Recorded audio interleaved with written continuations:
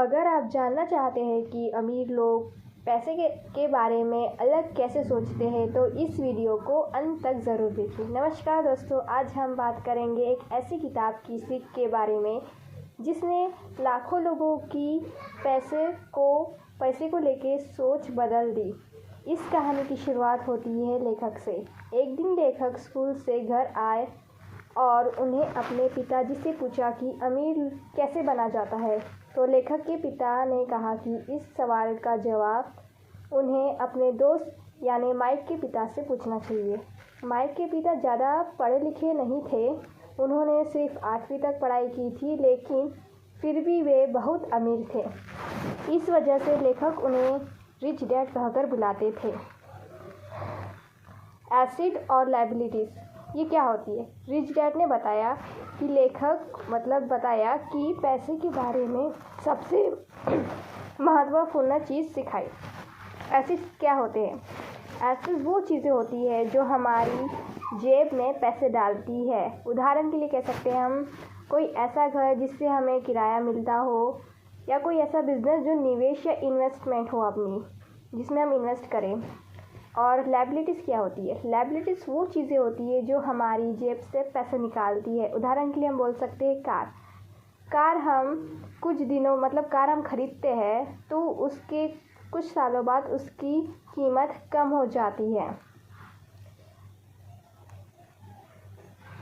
ऐसा कार जिससे सिर्फ खर्च होता है। अमीर लोग हमेशा कोशिश करते हैं कि वे ज़्यादा से ज़्यादा एसिड बनाएं। खुद पर काम करना ज़रूरी है। आज बहुत से लोग ऐसे होते हैं जो दूसरों के लिए काम करते हैं, लेकिन खुद पर काम करने के लिए उनके पास समय नहीं होता। उनके पास टीवी देखने का समय है, मोबाइल चलाने का समय है, लेकिन जब बात आती है खुद को बेहतर बनाने की तो वो कहते हैं कल करूँगा, परसों करूँगा, और यही सिलसिला चलता रहता है।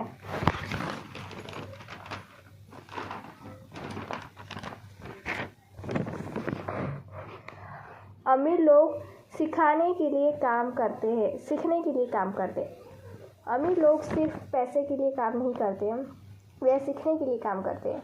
उन्हें पता होता है कि जितना ज़्यादा हम सीखेंगे उतना ज़्यादा ही हम भविष्य में पैसा कमा पाएंगे। इसलिए चाहे वो कितने भी बिजी क्यों ना हो, वे किताबें पढ़ते रहते हैं और नई चीज़ें सीखते रहते हैं। उन्हें पता होता है कि जो भी ज्ञान उन्हें चाहिए उनका बड़ा हिस्सा पहले से ही किताबों में लिखा हुआ है।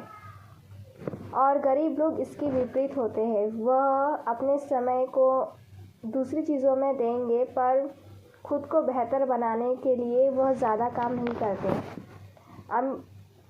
अब बात करते हैं हम उन चीज़ों की जो लोगों को अमीर बनने से रोकती है। फियर यानी डर। अमीर और गरीब दोनों को डर लगता है, लेकिन फ़र्क इस बात से पड़ता है कि कौन उस डर के बावजूद आगे बढ़ता है। डाउट यानी संदेह।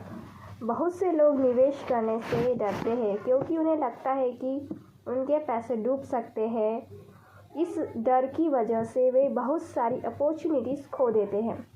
लेज़ीनेस यानी आलस और ख़राब आदतें इंसान को आगे बढ़ने नहीं देती। सबसे पहले हमें खुद को पे करना चाहिए, फिर बाकी खर्च करने चाहिए। ईगो यानी अहंकार। ईगो की वजह से लोग नई चीज़ें सीखना बंद कर देते हैं और यही बात भविष्य में उनके लिए नुकसान की वजह बन जाती है। जॉब और बिज़नेस। अगर आप बिज़नेस शुरू करना चाहते हैं तो तुरंत अपनी जॉब छोड़ देना यह सही फैसला नहीं होता।